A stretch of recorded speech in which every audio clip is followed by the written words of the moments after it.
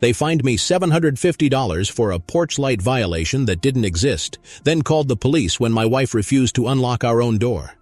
48 hours later, I found the clause that makes every one of their penalties void after 10 days without board ratification. Welcome to my channel. I'm Daniel Reed, a civil engineer out of Raleigh, North Carolina. I tell real homeowner stories that prove you can stand up to abuse and still keep your house. If you're new here, hit subscribe and tell me where you're watching from. I always read those first.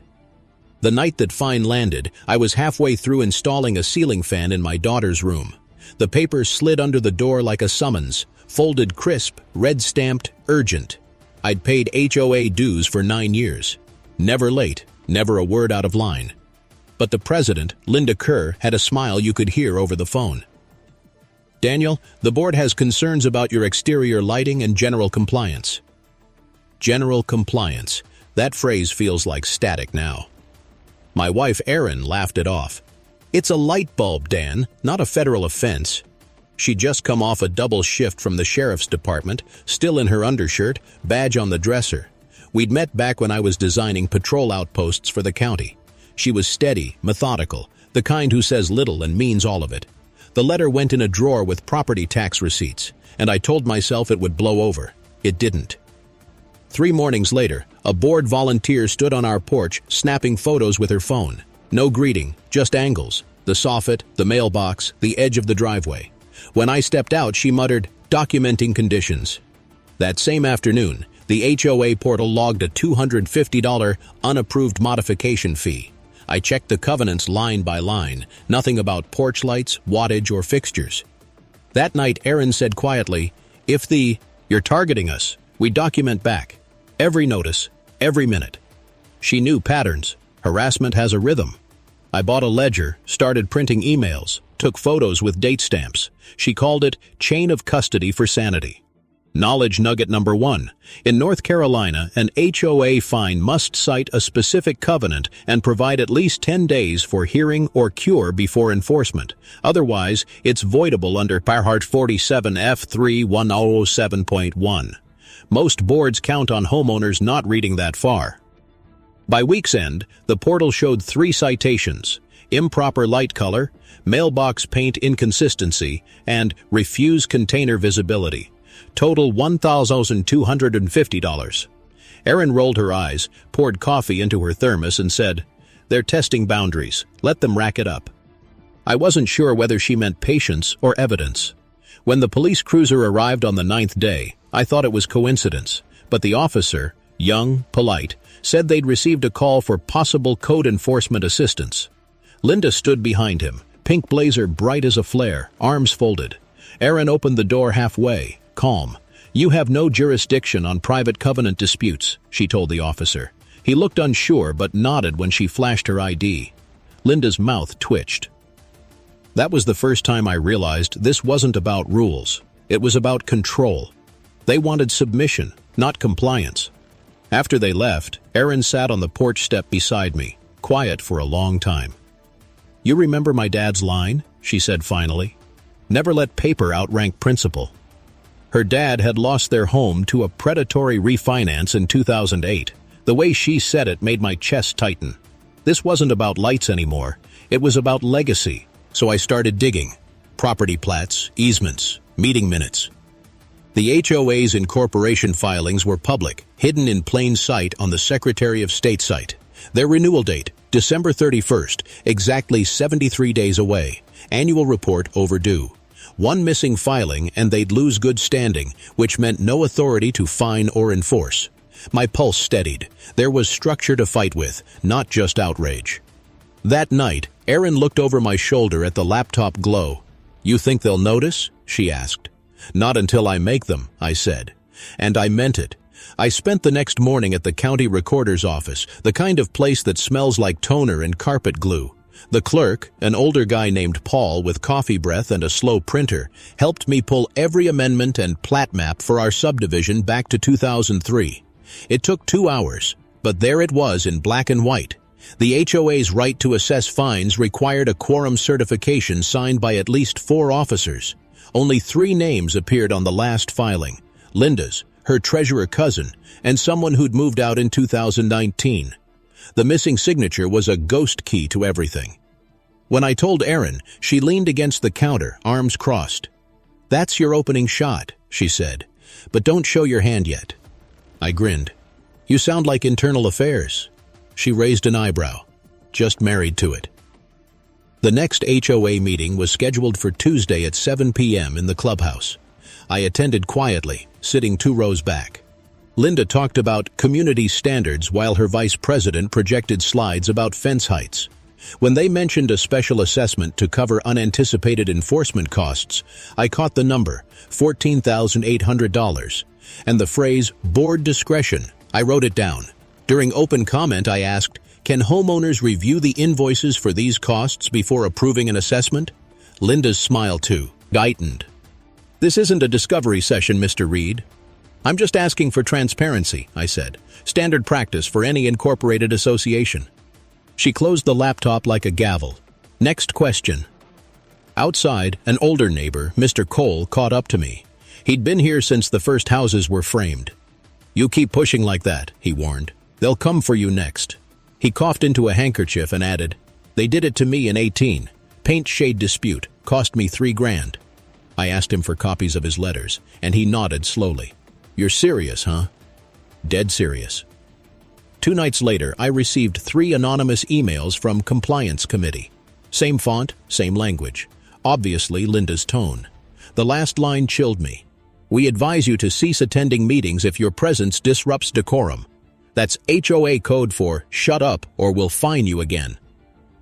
That's when I brought in my attorney, a meticulous woman named Rachel Klein. She had ink stains on her cuffs and a voice like a news anchor. I handed her the stack of notices, and she started highlighting. "They're acting outside charter," she said flatly.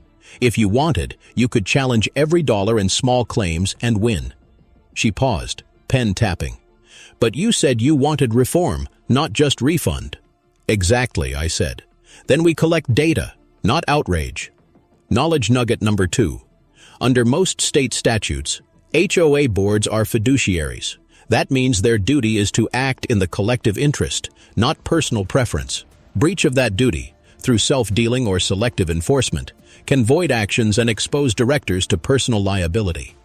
Rachel drafted 2 letters, one request for records under the State Nonprofit Transparency Act, another to the HOA's insurance carrier notifying them of potential governance exposure.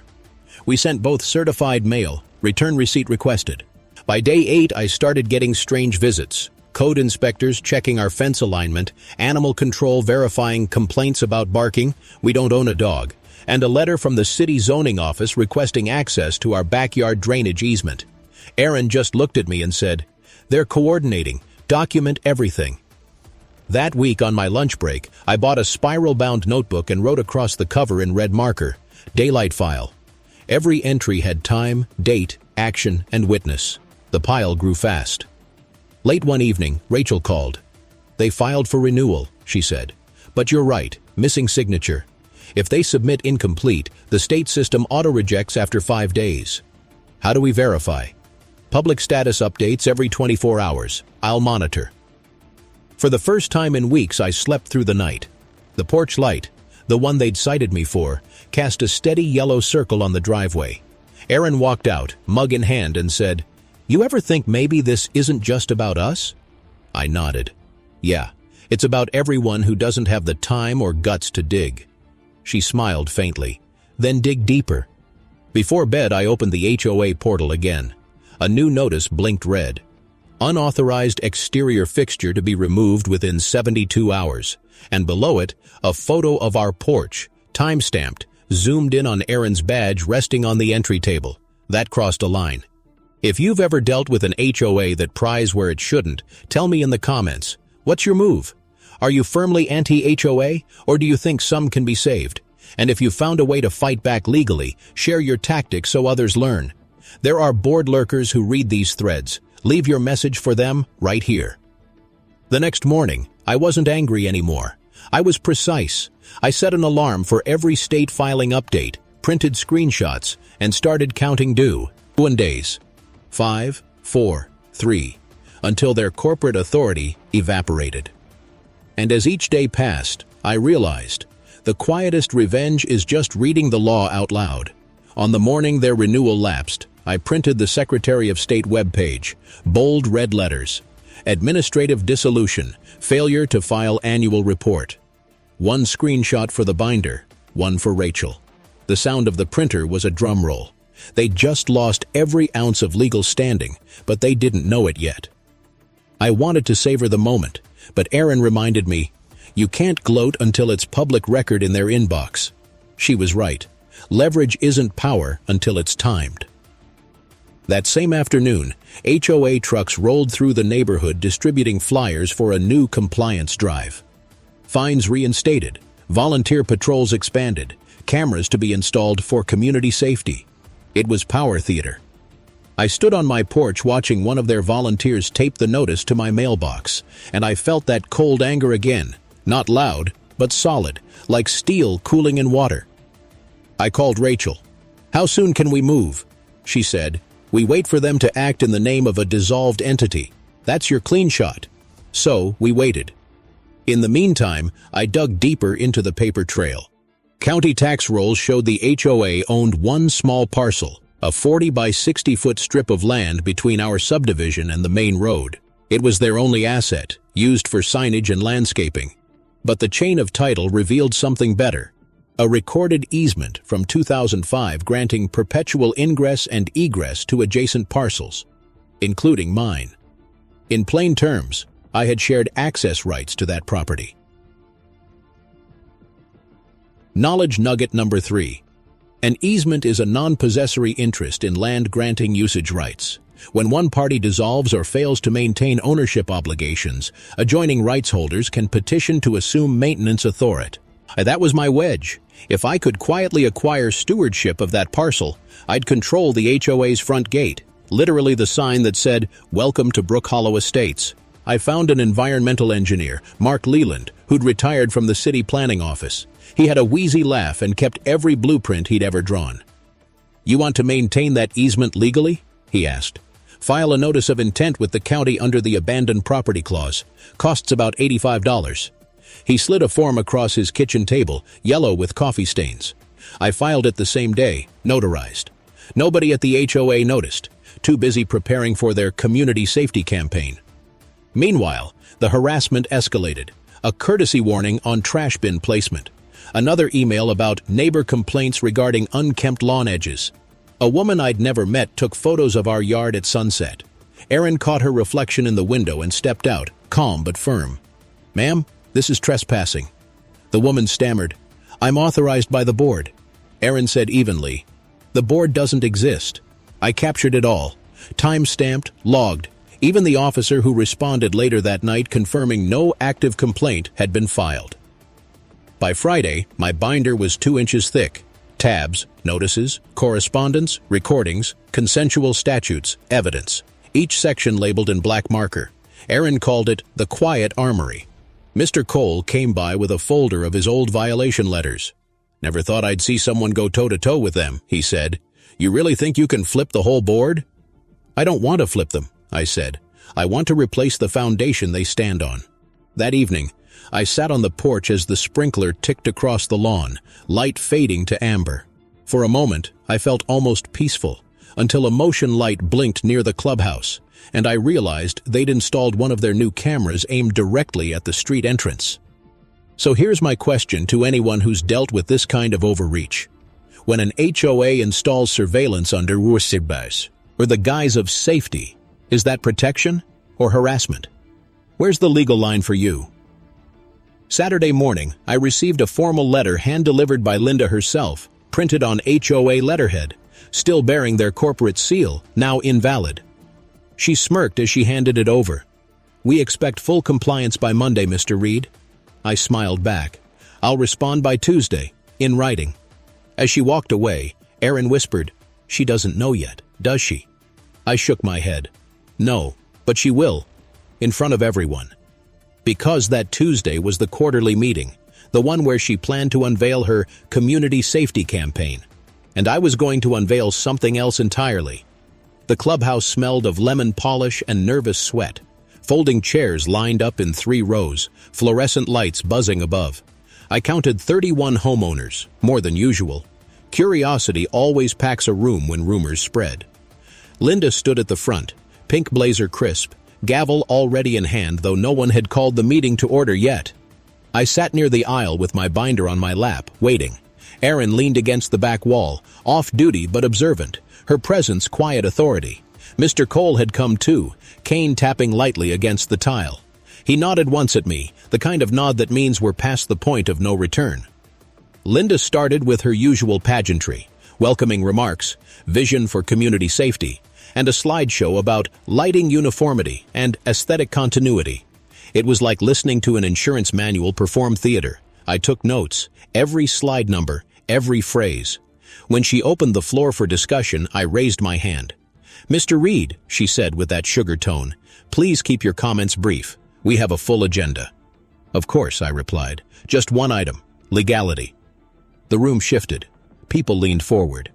"You've issued citations and notices this month under the authority of Brook Hollow Estates HOA, correct?" "Yes," she said, smiling tightly.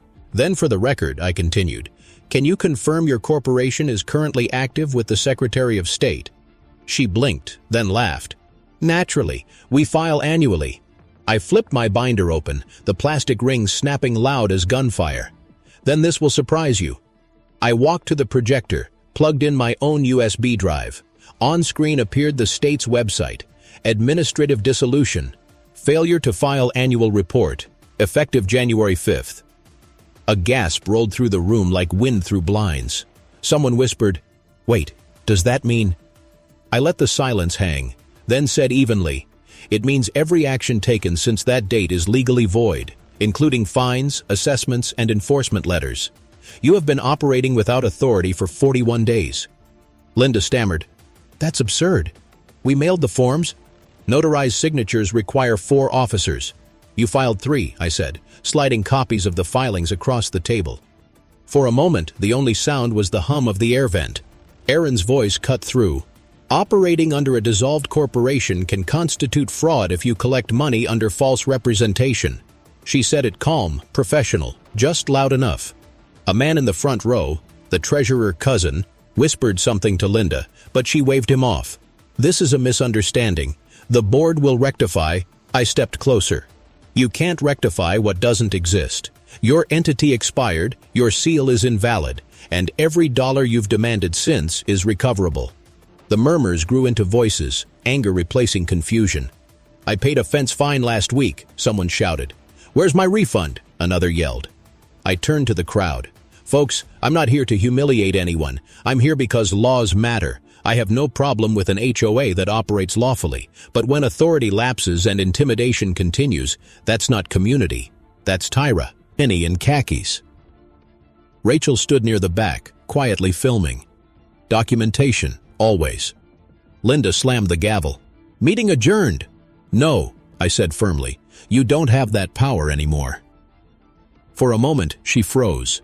The pink blazer, the polished nails, all armor dissolving into silence. Then she stormed out, heels clicking like gunshots. After she left, the homeowners turned to me, a mix of awe and panic. I told them calmly, "I'll share all the public filings with whoever wants copies. This isn't about revenge, it's about accountability." Mr. Cole chuckled. "You just knocked the crown off her head, son." I smiled slightly but didn't gloat. Now comes the hard part. Rebuilding. And here's where I'll put this question to you. If a homeowner's board collapses from its own misconduct, should residents dissolve it permanently or rebuild with safeguards? What would you do in my place? Reform or raise? After the meeting, Erin squeezed my hand. "That was clean," she said. "Lawful and precise." Rachel handed me her phone. "You've got leverage now. What's next?" I looked toward the darkened clubhouse window, where the HOA sign outside still glowed. Brook Hollow Estates. I said quietly, "We make it mean something honest again." But first, I had to make sure Linda didn't regroup, and I already had one move left, the easement. 2 days after the meeting, Linda filed a community notice under her own name. No letterhead this time, just bold Arial text accusing certain residents of spreading misinformation and potentially defaming the board. It was stapled to every mailbox post before dawn, each one slightly crooked, fluttering in the wind like surrender flags pretending to be decrees. I read mine while drinking coffee on the porch. Erin leaned over my shoulder and said, "Defamation only sticks if what you said was false." She took a sip from her thermos. "You're clayed, Anne." Still, retaliation arrived fast. A city inspector knocked at noon to verify an anonymous complaint regarding unpermitted structure modifications.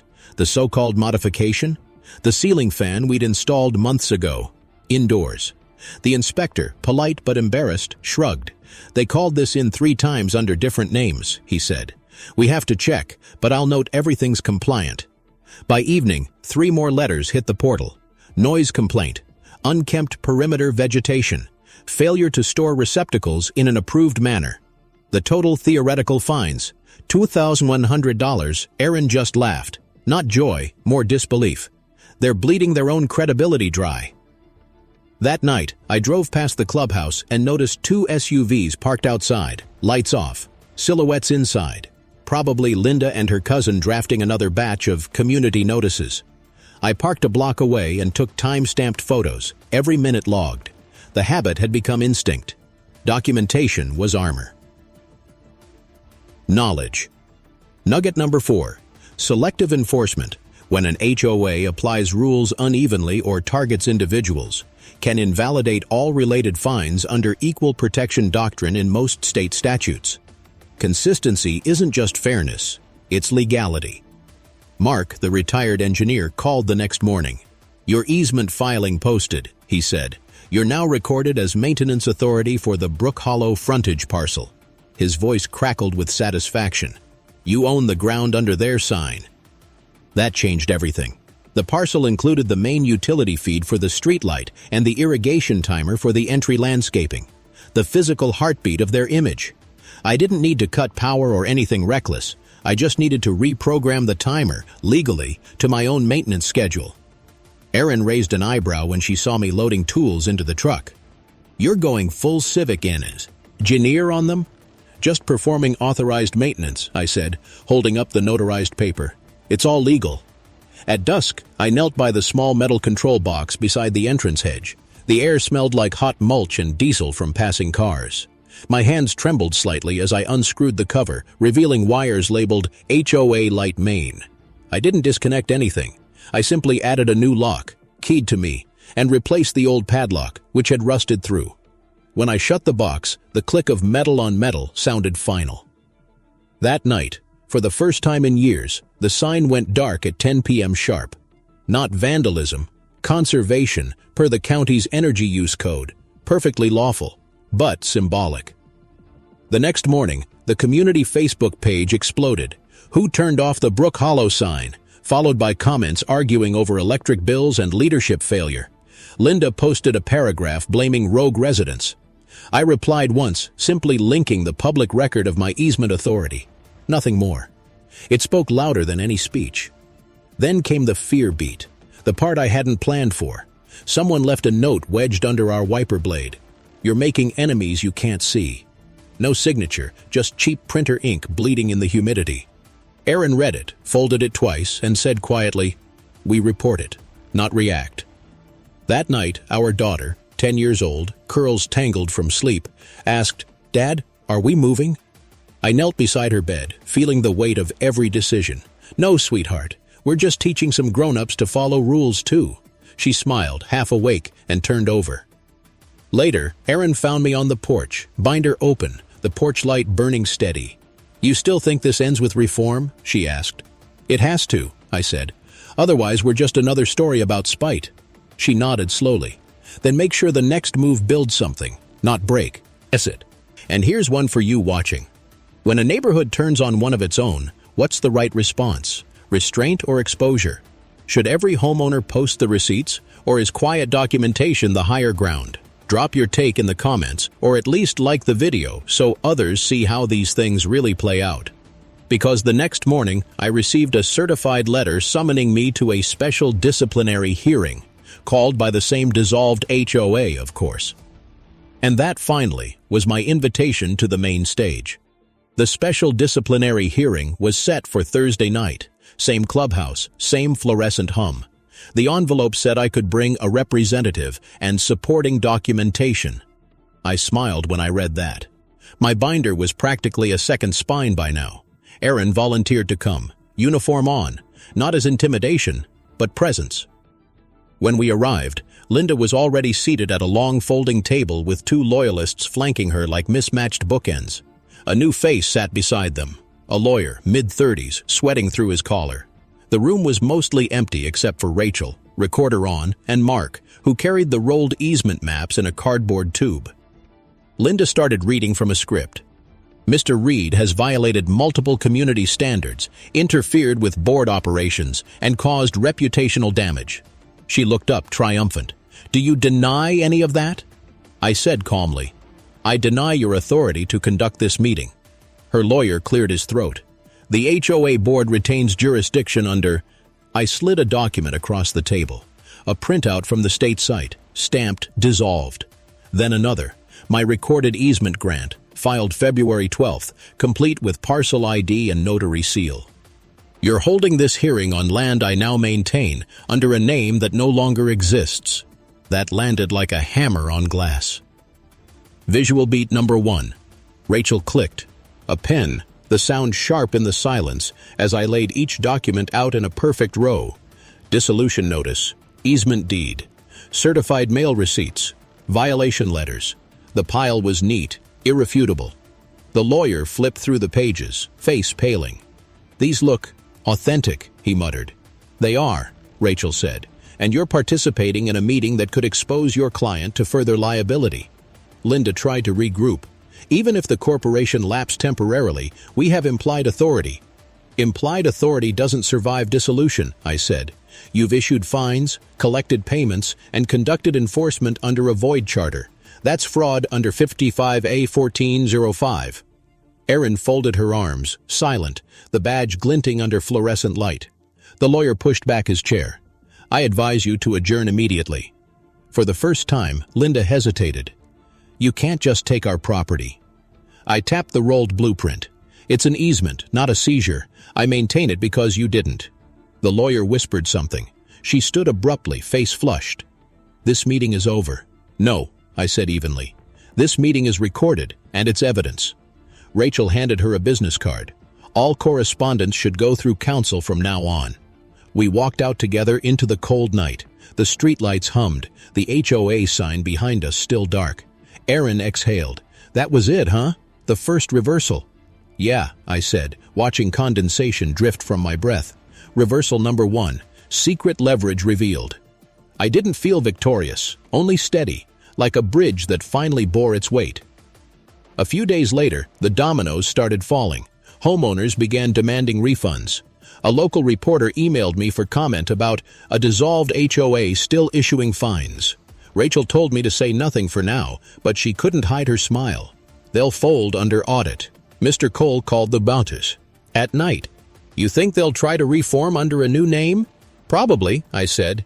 But next time, it'll be with bylaws that mean something. And for everyone following this story, here's what I'm wondering. When exposure finally levels the field, do you push for punishment or rebuild the structure with new rules? What's justice to you? Vengeance or reform? I'd soon have to answer that myself, because the county clerk called the next morning. Mr. Reed, we've had several residents request your assistance in organizing an interim association. That's how reform starts, not with applause, but with paperwork. The county clerk's request came through in the same monotone email template used for lost pet licenses and zoning inquiries. Please assist in establishing interim homeowner representation until Brook Hollow Estates HOA status is resolved. Bureaucratic, polite, but it meant the state now recognized the vacuum Linda's board had created. Rachel grinned when I showed her. They've moved from denial to dependency. Classic post-collapse. We scheduled a public hearing at the library's community room. Neutral ground, fluorescent but fair. Word spread fast. 39 households RSVP'd, more than ever attended a meeting under Linda. The agenda was simple. establish interim bylaws, elect temporary officers, and vote on a charter for open financial review. The night of the hearing, rain sheeted across the parking lot. Aaron and I carried a box of binders and a borrowed projector. Mr. Cole arrived early, thermos of black coffee in hand. "Feels different when the room belongs to the people again," he said, setting up chairs. Linda appeared 10 minutes before start time, flanked by her cousin and a new attorney. "You can't hold this meeting," she snapped. "It's unauthorized." Rachel looked up from her notes. "It's county authorized, actually." She handed over the email. "You forfeited your standing when the corporation dissolved." Visual beat number 2. The gavel, once Linda's symbol of control, now sat in the showdown center of the table, unused. Instead, a rain-beaded microphone waited. When I stepped to it, the hiss of feedback filled the room, and every eye turned forward. "Good evening," I said. "I'm not here to lecture. I'm here to propose we build something honest." I laid out the plan: term limits, quarterly audits, public posting of minutes, and a homeowner vote requirement for any fine above $250. Rachel added a clause for open records access. Mark contributed a maintenance oversight rule. Aaron suggested a safety protocol for inspections requiring notice and consent, a direct answer to the months of harassment. Linda interrupted once. "You think you can just rewrite governance?" I met her eyes. "We're not rewriting it. We're restoring it to the people it was meant to serve." Then I revealed the final piece, the one I'd saved for maximum impact. "As of last week," I said, "the county recorded a new maintenance authority deed for the frontage parcel, the land your sign sits on. I intend to transfer that parcel back to the new association upon ratification of this reform charter. No lawsuits, no conditions, just reform." Gasps again, but this time they felt like air rushing into lungs that hadn't breathed in months. Erin stepped up beside me, rainwater glistening on her jacket. "If you want a community that protects instead of punishes, vote for transparency." We distributed ballots. 36 homeowners voted yes, 3 abstained, none opposed. Linda's cousin stood, muttered something about "lawyers will handle this," and left. She followed, heels splashing through puddles outside. I stayed at the mic a moment longer, the quiet, deep, and human. "Tonight," I said, "Brook Hollow didn't die. It matured. And since we're deep in this together, let me throw a question to you. When citizens inherit a broken system, what matters most? Accountability or forgiveness?" Dro. P. your line below. Someone in your city might be reading this who needs to hear how you'd rebuild it. The next week, the local paper ran the headline, "Homeowners reclaim HOA after governance scandal." The reporter quoted me, though I never gave an interview, "Laws aren't weapons, they're guardrails." Rachel smiled when she showed me the clipping. "That's going to stick. Let's make sure the reforms do too," I said. But reform required signatures, real ink, not applause, and those signatures would become the foundation of reversal number 2. By March, the paperwork was complete. 39 signatures, notarized and bound into a single leather folder that smelled faintly of toner and rain. I set it on the table in the new community office, a repurposed supply closet in the library basement, and exhaled for what felt like the first time all year. Reversal number 2 wasn't about exposure or leverage. It was about exchange. We'd offered the county and the insurer something they couldn't refuse, a clean slate with structural reform. In return, they'd closed their investigation into past governance failures, provided oversight for the first audit, and agreed to reinstate the association's liability coverage under new bylaws. No one walked free. 3 board members faced restitution for unauthorized fees. But the system itself was redeemed. Rachel called it the consent decree of a neighborhood. I called it peace. Visual beat number 3, the stamped deed, the one that once symbolized my leverage, hit the new podium with a dull thud as I signed the transfer back to the community. The sound echoed off the cinder block walls, final and good. Erin stood beside me, hand on my shoulder. "You did it the right way," she said. "We did it," I corrected. "And now, we let go." The following week, a new sign rose where the old one had stood. Same brick base, but the lettering different. Brook Hollow Neighborhood Association. Transparency, service, trust. I didn't attend the inn's installation ceremony. I watched from the porch instead, coffee in hand, as volunteers planted the last shrubs under a soft gray sky. The news cycle ran its course. The story made local TV once. Engineer exposes HOA fraud, leads reform. The clip showed me locking the old sign's control box months earlier, rain dripping off my sleeve. For a second, I looked angrier than I remembered feeling. Maybe that's what justice looks like mid-process. Not fury, just focus. After everything settled, I visited Mr. Cole. He was sitting in his garage among boxes of old paint samples. "Heard you're a board member now," he said, grinning. "Temporary," I said. "Until elections." "Still," he coughed softly, "this place might finally stop eating its own." Aaron joined us, bringing a thermos of coffee. For a while we just listened to the neighborhood sounds. Sprinklers clicking, a car door, the hum of life returning to normal. Before I left, Cole handed me a faded envelope. "Old Covenant draft," he said. "Pre-2008. My wife wrote some of it. There's a line in there you might like." That night I read it at my desk. The line said, "A community is measured not by its rules, but by how it forgives." That hit harder than I expected. I thought about the anonymous note on my windshield, the fines, the photographs, the countless hours in front of screens and statutes.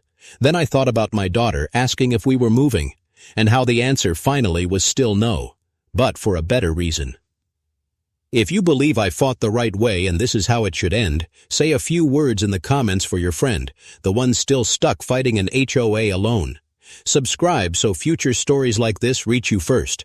And if you know someone dealing with the same kind of pressure, share this story. Sometimes seeing a clean win is what keeps a person from giving up. That's on us. By summer, the new HOA hosted its first open picnic. No gavel, no fines. Kids chalked the sidewalks, seniors swapped tomato seedlings. Erin manned the grill wearing her sheriff's polo. Rachel dropped by with lemonade and a smile. Mark checked the irrigation timer I'd once locked. It still clicked at 10 p.m. right on schedule. The final audit report went out in August. It confirmed $27,600 in refunds, 3 resignations, and a full compliance rating from the county. The last page carried one sentence I'll never forget: "Community restored to self-governance." I closed the binder, the same one that began as my daylight file, and wrote the final entry in black ink. Case closed. Tomorrow, someone else will email me about another neighborhood, another fight between fairness and authority. I'll listen, pour coffee, and open a fresh binder. Because every story like this starts with one truth I learned the hard way. Laws only protect us when we remember they belong to us. End of story.